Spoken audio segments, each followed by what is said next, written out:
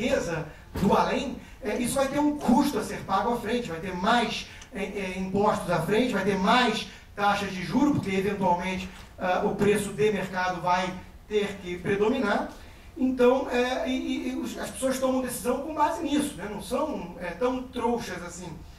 A famosa curva de Phillips, que pinta um trade-off entre emprego e inflação, ela já se mostrou falaciosa na estagflação da década de 70 nos Estados Unidos. Quer dizer, você vai tentando gerar esses estímulos para atiçar a economia e o que você acaba como resultado final é mais inflação e não necessariamente mais emprego. O que me remete ao que Thomas Sowell, o economista de Chicago, chama dos 4 passos para o inferno, né? Isso é muito curioso, porque ele usa a expressão irônica dos ungidos, né? Que são esses que o Hayek chamava a atenção da arrogância fatal, né? E no vídeo, não sei se vocês repararam no final, toda a imprensa e os acadêmicos e os ricos foram atrás do Keynes, que ganhou no tapetão ali naquele vídeo, enquanto que as pessoas mais simples e humildes indivíduos foram falar com Hayek e parabenizá-lo. De fato, quando você vira para um governo e embala toda uma teoria econômica que diz gastar mais é bom, é óbvio que isso vai ter um apelo muito grande, é tudo que o governante quer escutar, né?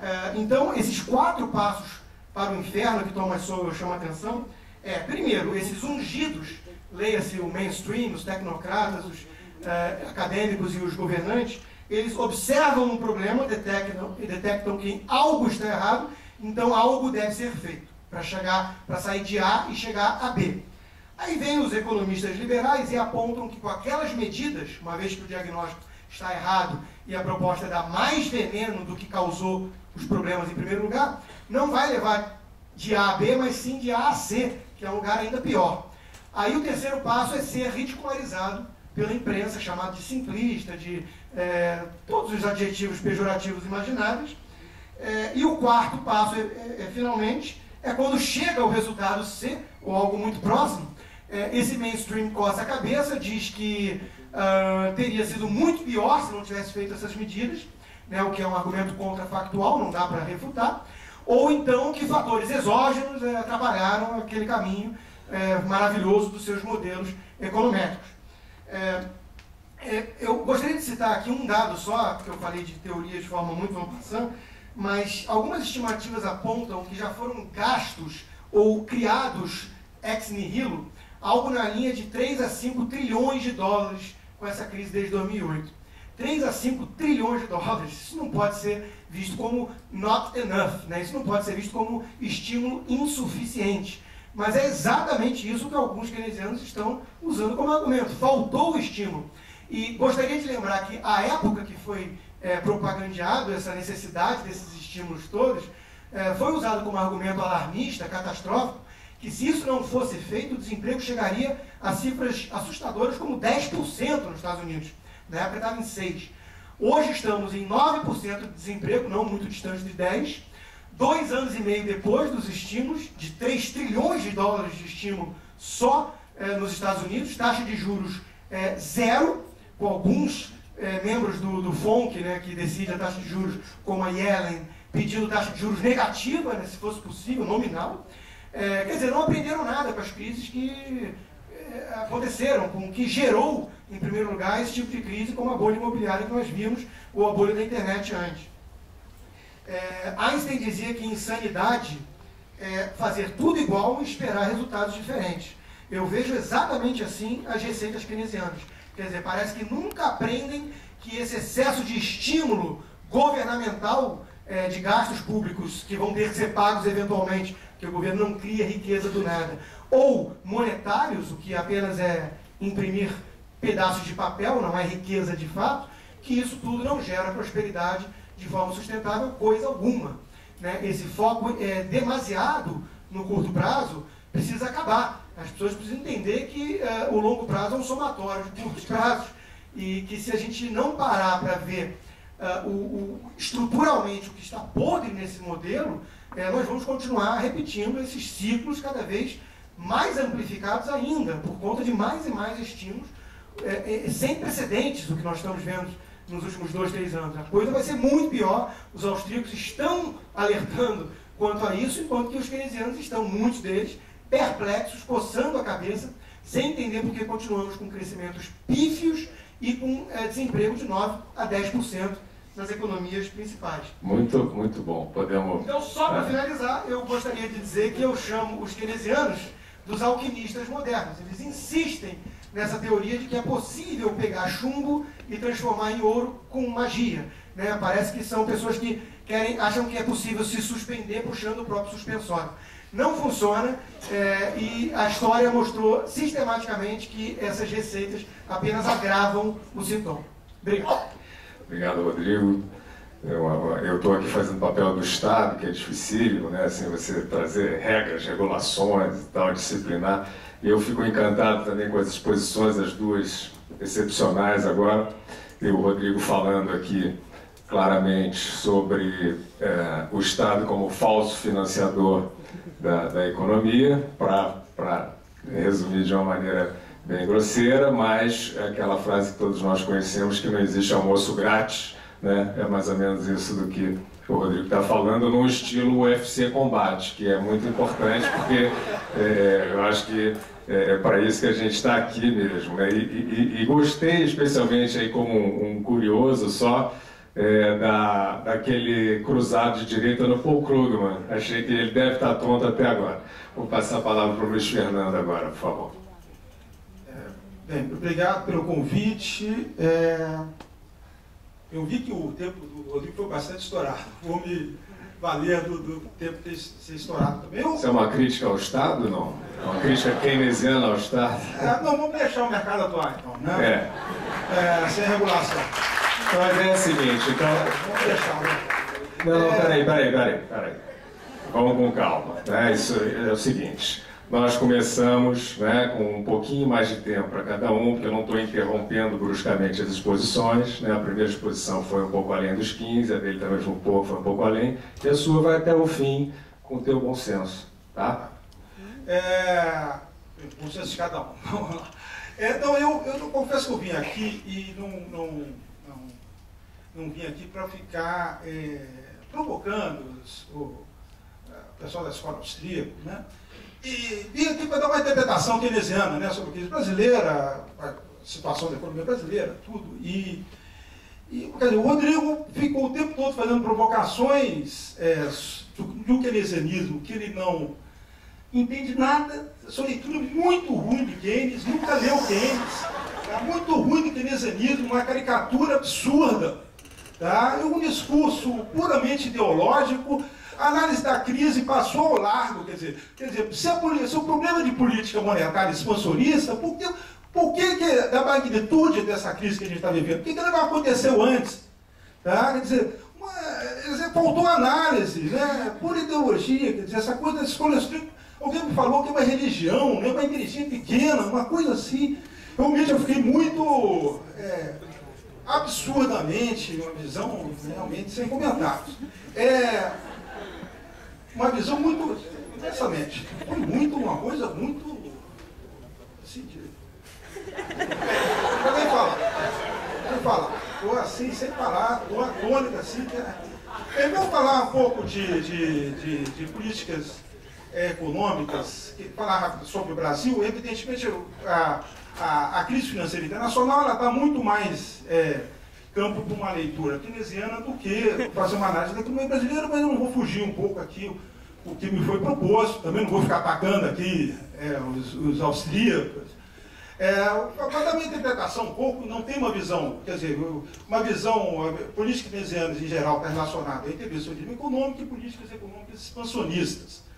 Tá? O que particularmente, tudo bem, certamente está relacionado ao intervencionismo econômico, né? Quer dizer, a Jennifer colocou muito bem, né? Quer dizer, é uma crítica ao laissez-faire, ao livre funcionamento, quer dizer, os mercados, a economia capitalista, ela é intrinsecamente instável, as crises elas são geradas endogenamente, né, pelo funcionamento do mercado, mas essa ideia de que políticas econômicas keynesianas são expansionistas, né, ou seja, um expansionismo o tempo todo, né, é uma ideia absolutamente equivocada.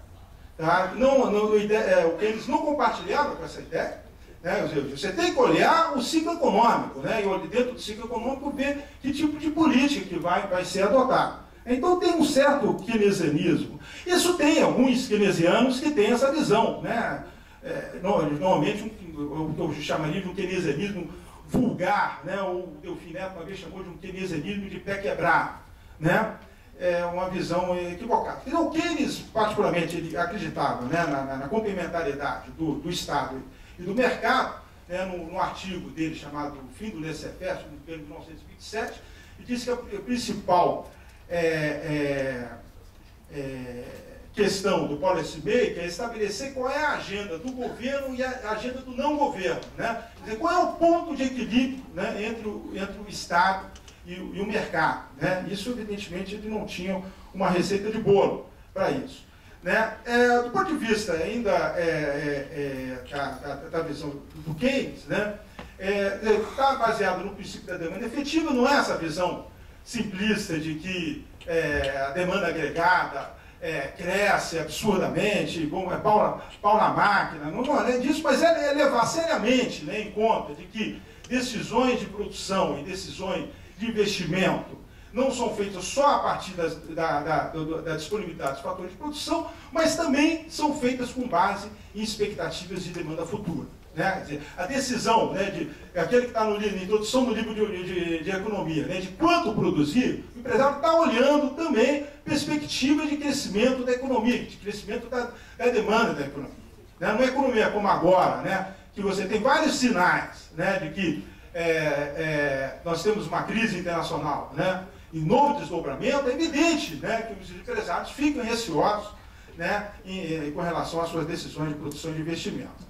Né, particularmente, as decisões de investimento se dão em condições de incerteza não probabilística. Isso é outro conceito importante, do que não vou poder aqui aprofundar isso, né, mas a ideia de que o conjunto de informações que o mercado fornece não permite o agente formar expectativas racionais, tal como a teoria novo-clássica, né, ou seja, esse conjunto de informações necessariamente, né, as premissas vão estar faltantes relacionadas a algumas decisões de longo prazo, no qual as informações seriam insuficientes para realmente fazer expectativas com mais firmeza ou estabelecer algum grau de probabilidade da ocorrência daquele fenômeno. Isso coloca, evidentemente, uma questão de uma geração intrínseca da estabilidade do capitalismo e da falta de forças automáticas que conduzem a economia ao pleno emprego. Do ponto de vista da política econômica, né, fazendo rapidíssima introdução, eu vou usar um termo aqui do Joseph Stiglitz, né, quer dizer, a ideia de que, na realidade, a política econômica está mais voltada para a estabilidade macroeconômica do que da estabilidade puramente de preços. Né? Estabilidade macroeconômica seria um conceito mais amplo, né, de você conduzir a política econômica do ponto de vista de um crescimento econômico sustentável, compatível com estabilidade de preços e estabilidade financeira também. Tá? Como a gente colocou, a questão da estabilidade financeira é uma questão importante, extremamente problemática, né? Do ponto de vista da visão de Keynes e dos keynesianos. Então, evidentemente, isso requer, né, o enfrentamento de vários trade-offs em termos de política econômica, você compatibilizar algum equilíbrio interno com o equilíbrio externo, né, equilíbrio interno em termos de sustentabilidade de dívida pública, composição de dívida pública, estabilidade de preços, e do ponto de vista do equilíbrio externo, a questão particularmente dos países em desenvolvimento, o problema da restrição externa ao crescimento, né, a chamada lei de Tyrrell, né, que diz que, provada, né, por vários trabalhos econométricos, que diz que países emergentes com uma estrutura de produção pouco diversificada, né, a elasticidade demanda das importações é maior do que a elasticidade de demanda das exportações. Né? Isso faz com que, quando a economia começa a crescer, ela começa a importar mais do que ela exporta. Né? Isso acaba gerando intertemporalmente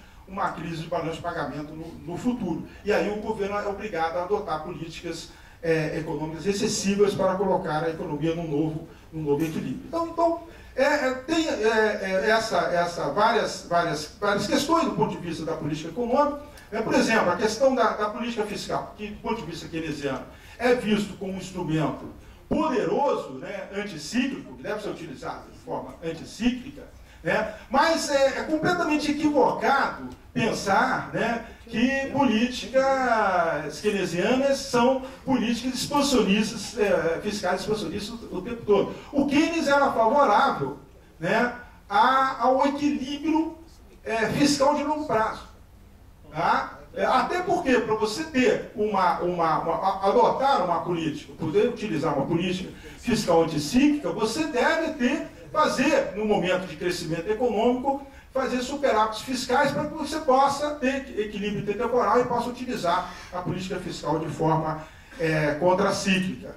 O que eles faziam uma divisão entre o orçamento ordinário, que são os gastos de custeio, funcionários, e o orçamento de capital. E dizia que o orçamento de capital podia estar deficitário, mas o orçamento ordinário deveria estar sempre superavitário. Então, tem uma série de questões aí relacionadas à política econômica que eu não vou poder aqui falar. Falar um pouco sobre o Brasil. Quer dizer, o Brasil, pós 99, com o fim do Plano Real, ele adotou um regime de política macroeconômica bastante inspirado no chamado novo consenso macroeconômico, que é a adoção de um regime de campo flutuante, um regime de metas de inflação e conjugada a isso, meta de superávit fiscal primário. O objetivo principal, a ideia aqui é que o câmbio flutuante ele acomoda os choques externos, então o câmbio vai acomodar os choques externos, e a taxa, a política monetária e a política fiscal deve estar induzida com o objetivo principal, que é o objetivo de estabilidade de preços. Então a política econômica não deve ser utilizada para o objetivo de crescimento do produto e do emprego. Do ponto de vista keynesiano, tem uma série de problemas com relação a esse tipo de amarração institucional. Foi o que tem vigorado no Brasil, com algumas, não ao pé da letra, e isso, como a gente fez alguma referência, você tem o fato de que esse regime de política macroeconômica no Brasil, ele foi realizado num contexto de crescente liberalização financeira que ocorreu no início dos anos 90, ao longo dos anos 90, que fez com que se removesse todos os controles de capitais do Brasil, e levando aquilo que o Gustavo Franco chegou a dizer. A gente tem, no início dos anos 2000, uma situação de conversibilidade de facto, conversibilidade da conta de capital de facto. Isso é um elemento crucial, porque significa um processo que a literatura tem mostrado, as dificuldades de superar políticas macroeconômicas de forma autônoma num contexto de integração financeira no qual você tem plena liberdade dos fluxos de capitais. Eu gostaria de chamar a atenção só o fato de que não existe, a gente tem muito essa ideia, de que esse é o regime de política macroeconômica, mas gostaria de chamar a atenção o fato de que vários outros países emergentes e países desenvolvidos não utilizam esse regime de política macroeconômica. Eu vou citar, por exemplo, o caso da Índia e da China, que são países que utilizam uma conversibilidade parcial da cota capital, não utilizam o regime de metas de inflação e adotam um regime de câmbio um pouco mais fixo no caso da China, no caso da Índia, um câmbio administrado. Com performances econômicas dos anos 90 muito melhores do que a performance econômica brasileira. A economia brasileira, falando um pouco mais, ela tem um período de estabilidade macro de 99 e 2003, que nós passamos por uma série de choques externos. A taxa de crescimento média foi de 1,9, seguida de valorização cambial, elevações das taxas de juros, e a partir de 2004, puxada pelo boom de commodities, nós passamos a ter uma retomada do crescimento econômico, no caso de 2009, nós tivemos aí os efeitos da crise financeira internacional, e puxado por commodities e também pelo forte crescimento do crédito bancário, que cresceu de 23%, o piso de 23% do PIB em maio de 2003, alcançando mais de 40% em 2008. Do ponto de vista da política econômica, tivemos a gestão, início do governo Lula, com a gestão Palocci e Meirelles, que teve uma gestão mais ortodoxa da política econômica, E a partir da entrada do Mantra em 2006 já houve alguma flexibilização, não houve uma mudança, né, maior na política econômica, mas houve alguma mudança na política econômica. Eu gostaria de chamar a atenção particularmente alguns aspectos, que é a política de acumulação de reserva. Nós aumentamos as reservas internacionais de 60 bilhões em 2006 para 200 bilhões em 2008, em que pese os elevados custos fiscais, e uma redução na dívida pública, da dívida externa pública, de 10% do PIB em 2004 para 4,4% em 2008. Por que isso é importante? Quando veio a crise, a partir da quebra de Lehman Brothers, normalmente, como a situação, em termos, a posição em dólares era uma situação devedora por parte do Estado, o que acontecia? Quando havia desvalorização cambial, se gerava uma enorme perda fiscal por parte do governo, e o governo era obrigado a elevar a taxa de juros, elevar a superávit fiscal, justamente no momento de crise que você tem que fazer políticas contracíclicas.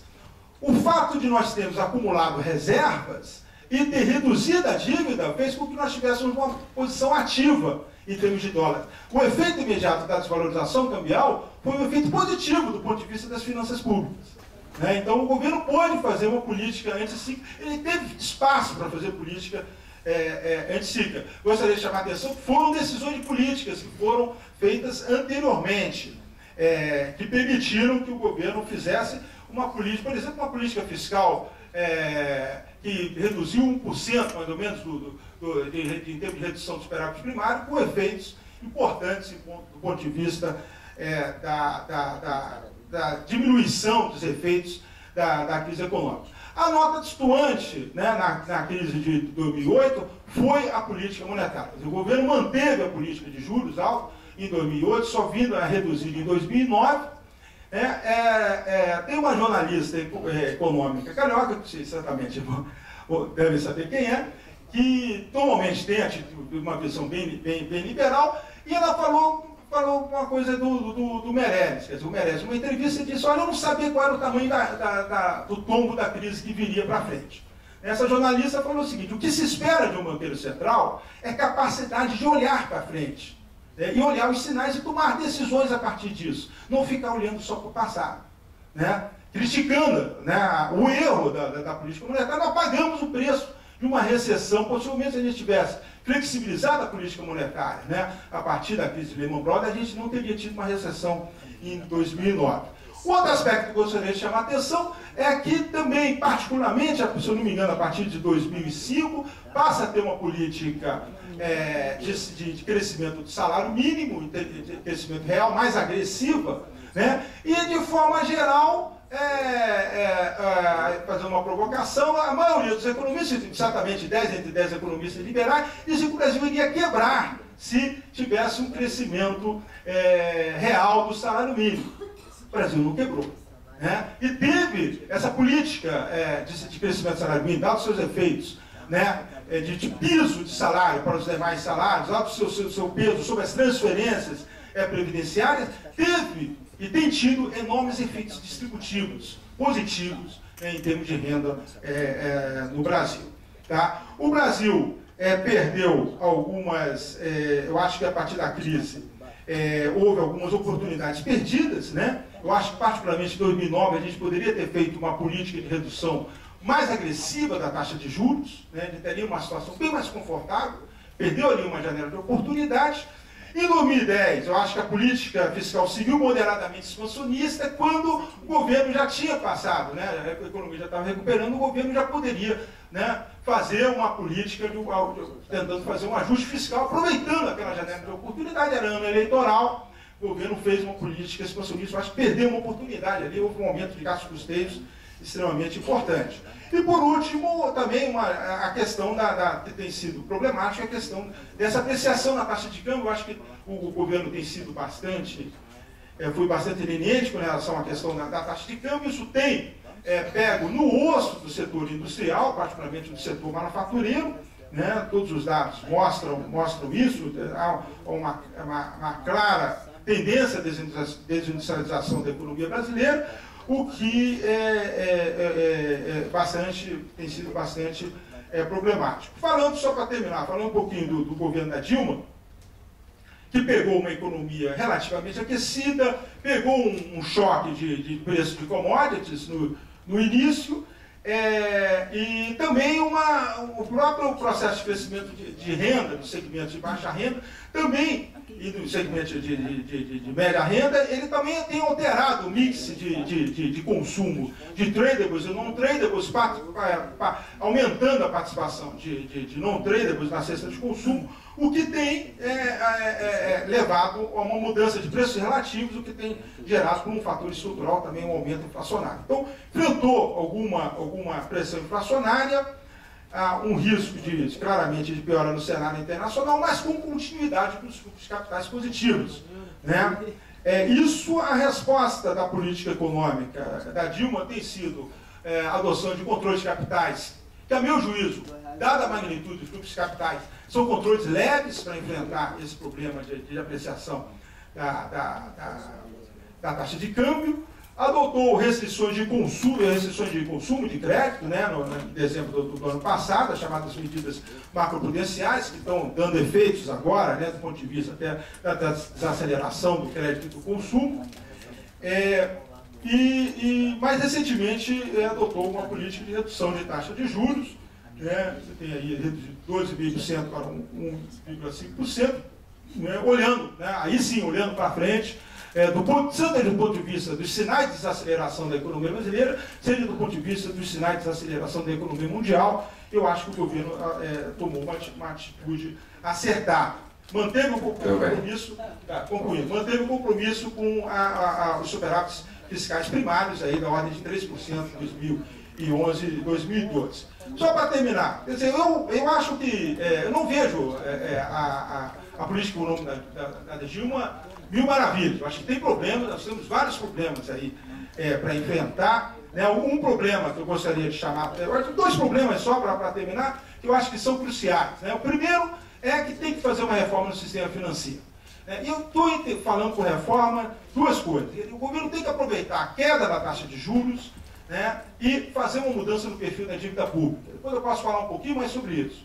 Né? Ou seja, tem que acabar, aproveitar a janela de oportunidade e acabar com um título de dívida pública indexado à taxa Selic, que é uma jabuticaba, uma anomalia, com vários problemas na condução da política monetária e no desenvolvimento do mercado de capitais no Brasil. Tem que mexer na remuneração da poupança, isso vai dar um peso para reduzir a taxa de juros. É uma questão extremamente impopular, mas que tem que ser enfrentada. E por último, só para terminar, é a questão a gente está com a taxa de investimento, né, que no Brasil é muito baixa para a gente ter um crescimento econômico maior, da ordem de 5%, mais de 5%, estava, por exemplo, 16,3% no início de 2009, foi para 19,4% no terceiro trimestre de 2011, desculpe, 2010, e agora no segundo trimestre de 2011 já caiu para 17,8%, e há sinais de que a taxa de investimento está caindo. Então, eu acho que a questão da redução da taxa de juros, né, uma reversão na apreciação na taxa de câmbio, aí com a introdução de controles de capitais mais efetivos e uma retomada dos investimentos públicos vai ser fundamental para a gente ter uma taxa de investimento maior e um crescimento econômico mais robusto. Obrigado.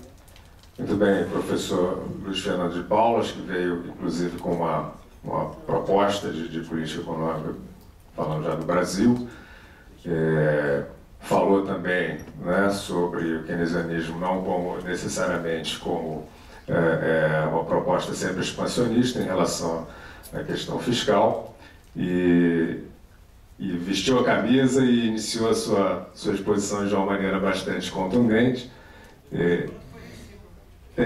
Eu só queria dizer que, enfim, aí é uma opinião minha, né? São todos os palestrantes altamente respeitáveis e todos têm autoridade para expor o que estão expondo, né? Então vamos ficar no debate das ideias e vou passar agora a palavra ao Roberto Castelo Branco. Obrigado, Guilherme.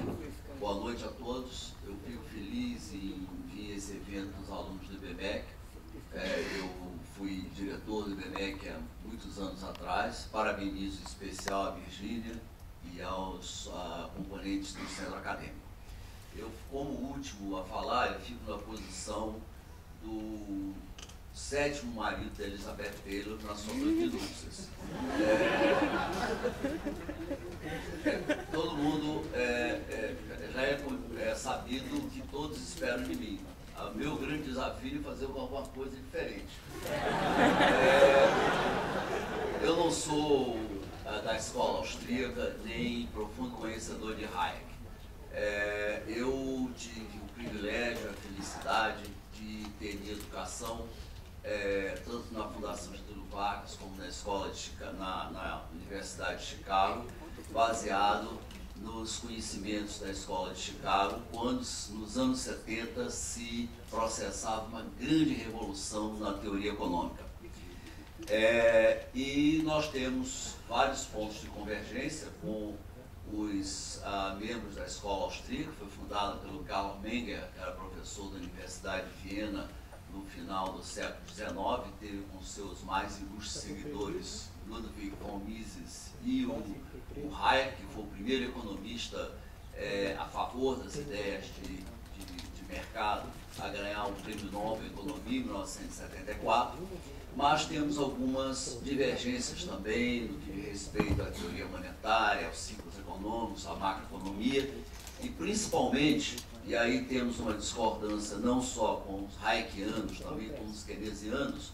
Em Chicago, a teoria econômica tem que ser necessariamente fundamentada em evidência empírica. Eu vejo várias afirmações que não encontram apoio no mundo real.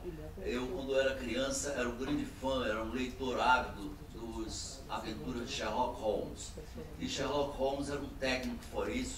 Se vivesse no mundo de hoje, provavelmente teria migrado para os Estados Unidos, ficado muito rico com a sua técnica refinada. E ele dizia: "It's a capital mistake to theorize if one has no data."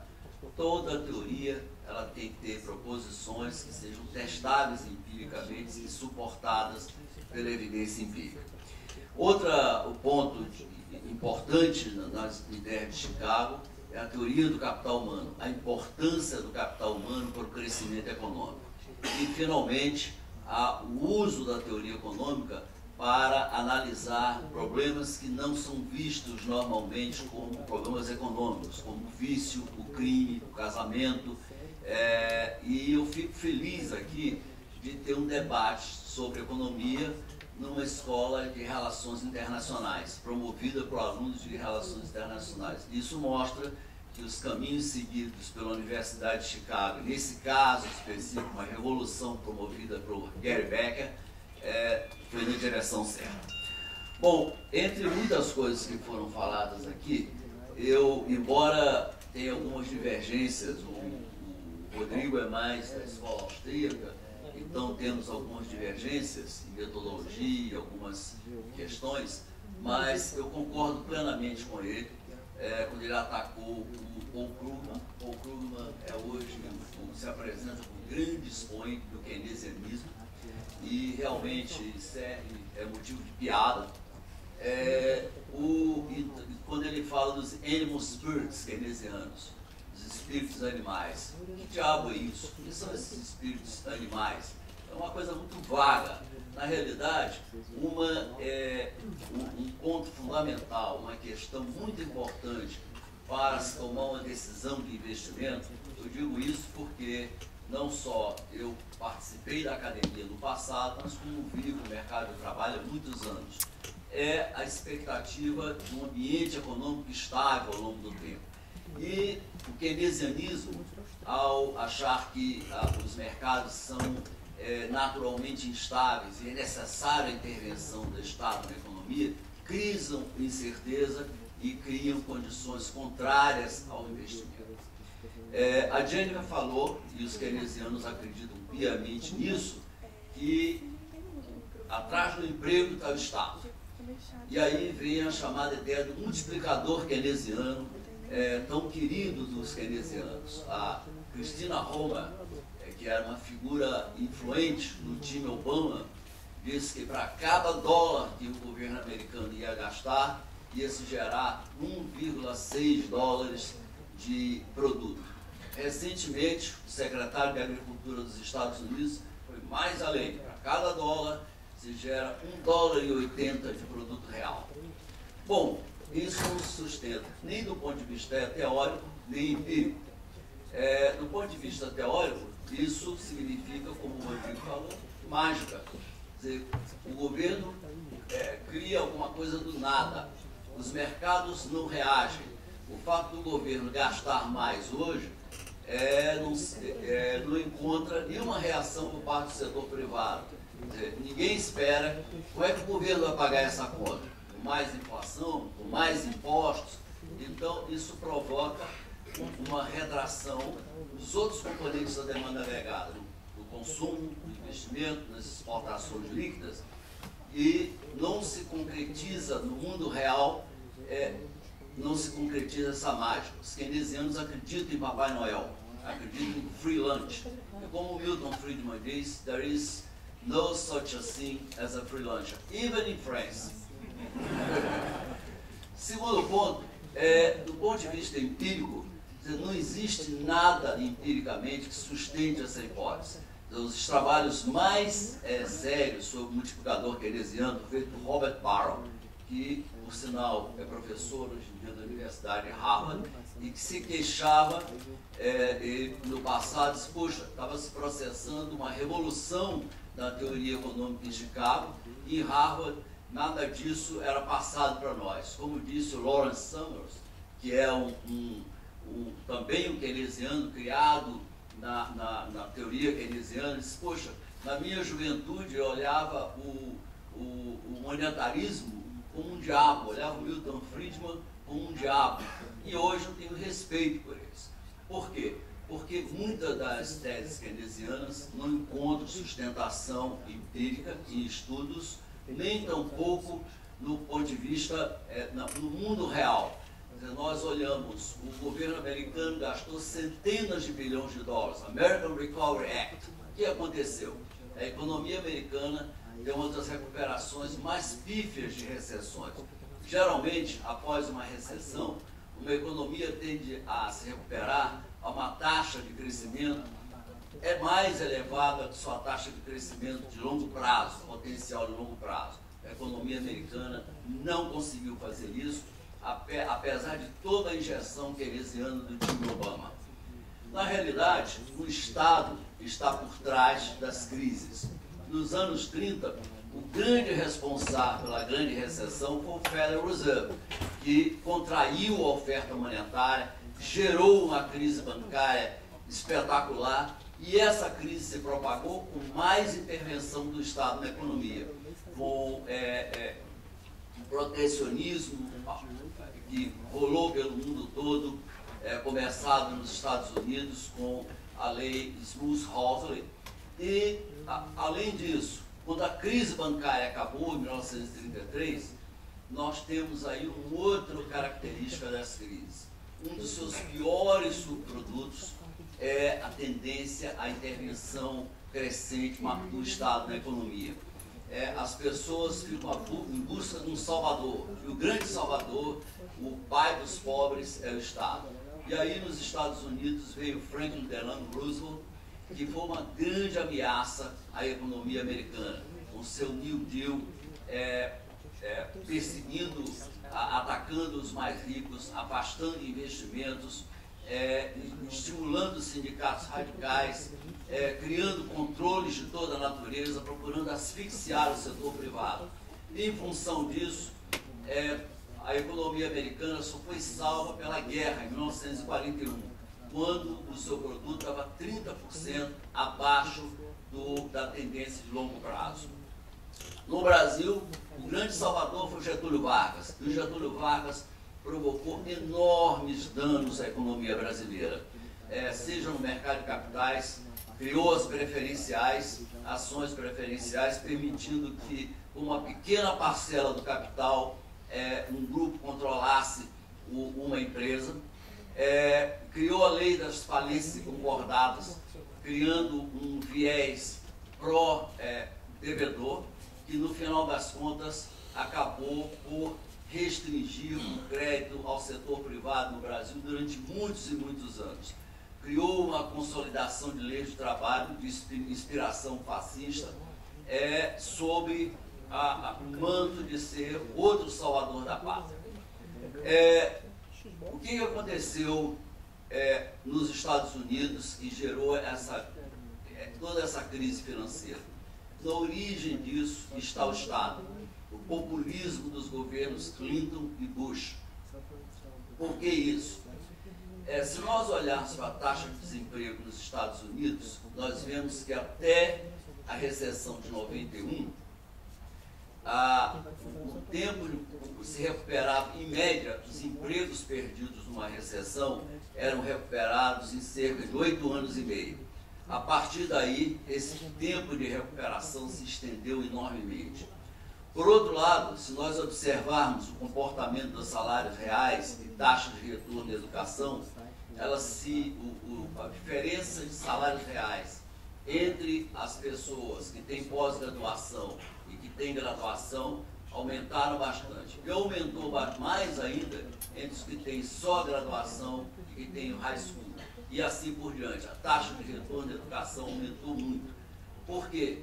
Porque a educação dos Estados Unidos está perdendo a corrida contra a tecnologia.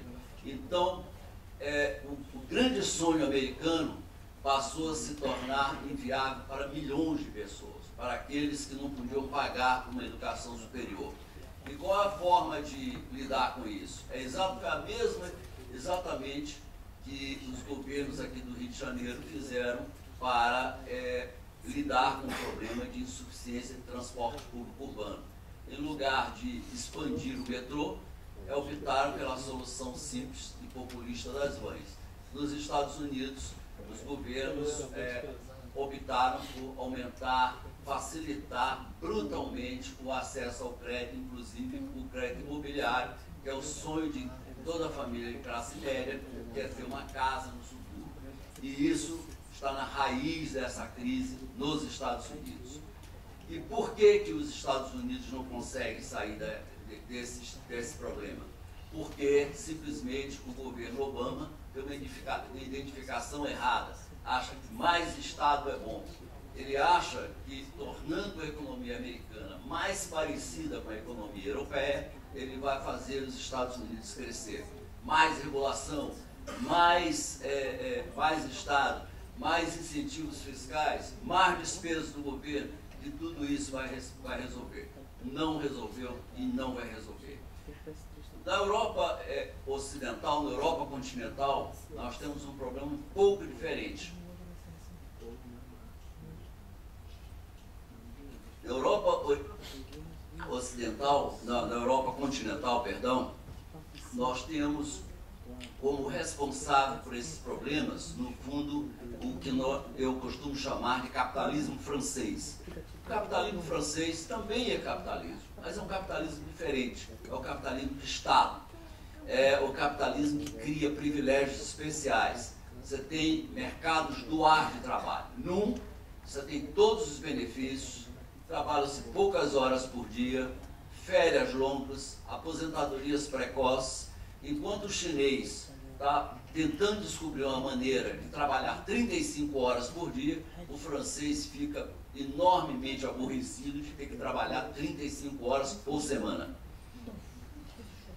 Um Estado grande, o Banque de France, por exemplo, não tem as funções de bancos, não tem as funções plenas de um banco central. Quem faz a política monetária é o Banco Central Europeu, não o Banque de France. O Banque de France tem 14 mil funcionários. O Banco Central do Brasil, que é um banco com funções plenas de Banco Central, tem muito menos do que isso, tem 2 mil funcionários no máximo. A criação de campeões nacionais, outro privilégio especial, enriquecer um pequeno grupo de pessoas às custas do resto da sociedade. Estimular os chamados espíritos animais keynesianos, à custa de subsídio, crédito subsidiado, barreiras à competição, então inibindo a liberdade de escolha.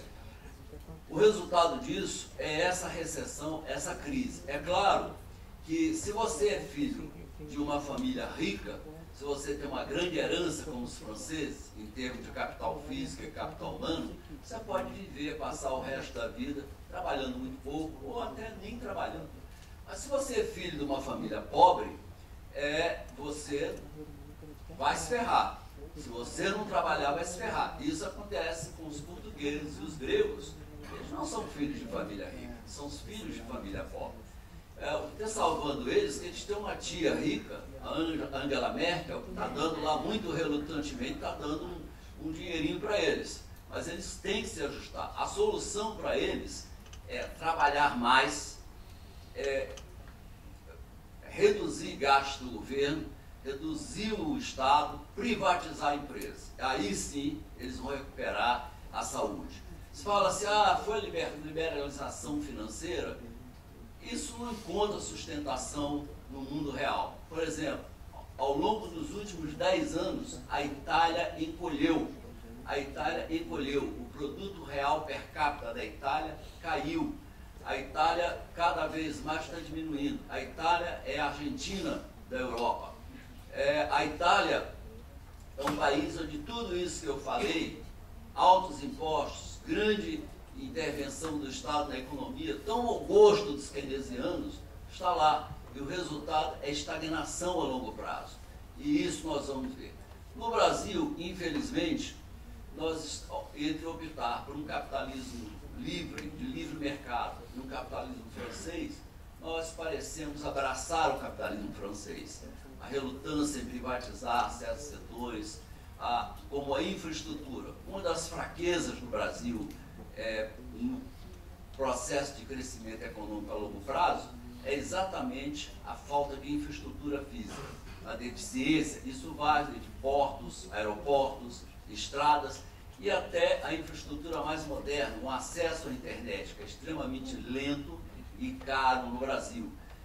Nada disso é atacado pelo governo que insiste em controlar a infraestrutura. Outra questão importante é a questão tributária. Nós somos um país com altos impostos. A carga tributária é muito elevada. Existe o simples fato de pagar impostos é extremamente oneroso. É caro pagar impostos, porque você tem que ter uma estrutura muito pesada para simplesmente cumprir com as leis e as regulações. E, além disso, dentro de um ambiente que muda com certa frequência. O resultado disso é um grande setor informal na economia, de baixa produtividade, que contribui para que o crescimento seja lento ao longo do tempo. Então, nós temos que atacar no Brasil essas questões, nos ver livre desse peso keynesiano, dessa mão forte do Estado sobre a economia, deixar que a economia se libere. Nós temos a economia crescendo exatamente porque nós criamos algumas fundações saudáveis, como foi o tripé atacado pelo Luiz Fernando de Paula, um regime de taxa de câmbio flexível, para que não só os choques sejam melhor absorvidos, como também você tenha melhor alocação de recursos na economia, então você tenha ganhos de produtividade e no longo prazo que diferencia o crescimento econômico é a produtividade.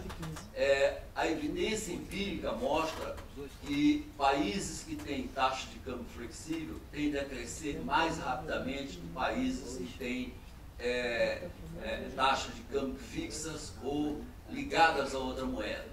Um trabalho bastante recente feito pelo Sebastian Edwards, da University of California, Los Angeles, mostra claramente isso para uma série de países da América Latina e no Sudeste Asiático. A raiz das crises econômicas na América Latina, no Brasil, na Argentina, no Chile, no México, foi exatamente a tentativa de manipular a taxa de câmbio. Então, a taxa de câmbio está muito apreciada, então o governo tem que ser mais ativo, tem que ser proativo nessas questões. E aí isso gerou muitos custos para a sociedade brasileira e latino-americana como geral. Então, eu acho sinceramente que o keynesianismo, infelizmente, tem muita popularidade, até mesmo porque qual é o político que não gosta de expandir gastos? Todos gostam, porque é maximização de poder. Quanto mais gastos eu tiver sob meu controle, mais poder eu vou ter de empregar pessoas, fazer favores a empresários.